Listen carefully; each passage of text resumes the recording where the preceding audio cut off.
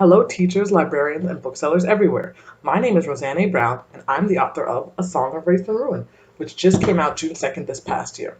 So, A Song of Wraith and Ruin takes place in a world inspired by West African folklore, and it follows two protagonists, a princess named Karina and a refugee named Malik.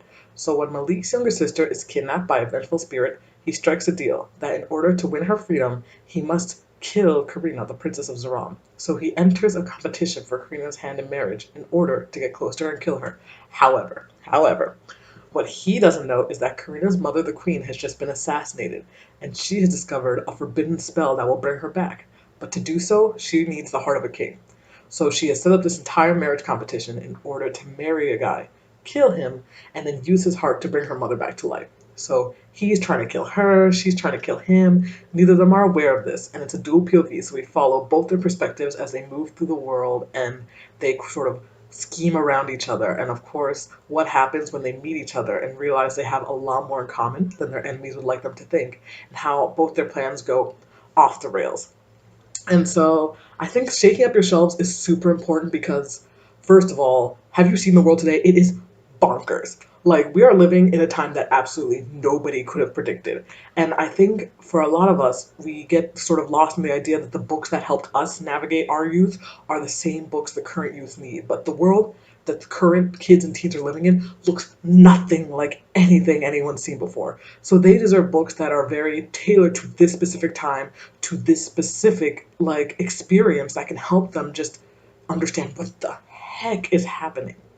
And secondly, I think we owe it to, as being the gatekeepers who give books to kids, to give them the absolute best of what we have to offer. And so much of the older canon is filled with so much bigotry, racism, homophobia, transphobia, just ableism, so much that either at the time was accepted or even if it wasn't accepted, just sort of slid by. And our readers deserve better than that. Kids deserve better than that. And there are so many books that challenge these harmful ideas or just don't even include them that young readers can connect to so wonderfully. Within my book, the teacher and librarian response has been incredible. And I think one of the biggest messages I keep receiving is about the mental health representation in the book. Malik, the main character, suffers from a panic disorder, which is something I have experience with. And on the page, you see him grappling with anxiety, with panic attacks, with just the constant wheels turning in his head that never stop. And because mental health within the Black community especially is something that's still not very actively talked about. I've had so many readers and gatekeepers who have seen this portion of the book and see, wow, I saw myself in this. I've had readers say this is the first time I've seen myself on the page. So I think that is one very important topic within the book that I think young readers connect to very well. And on top of that, just general fantasy themes, but presented in an environment we've never seen before, or that just has been underrepresented so much in the literary canon. And so Raids Attack, it deals with your usual fantasy themes of sort of rulers, magic, all that, but it also deals with generational trauma, power dynamics and how they change, privilege and how when you're privileged, how do you go about then helping more marginalized groups than you?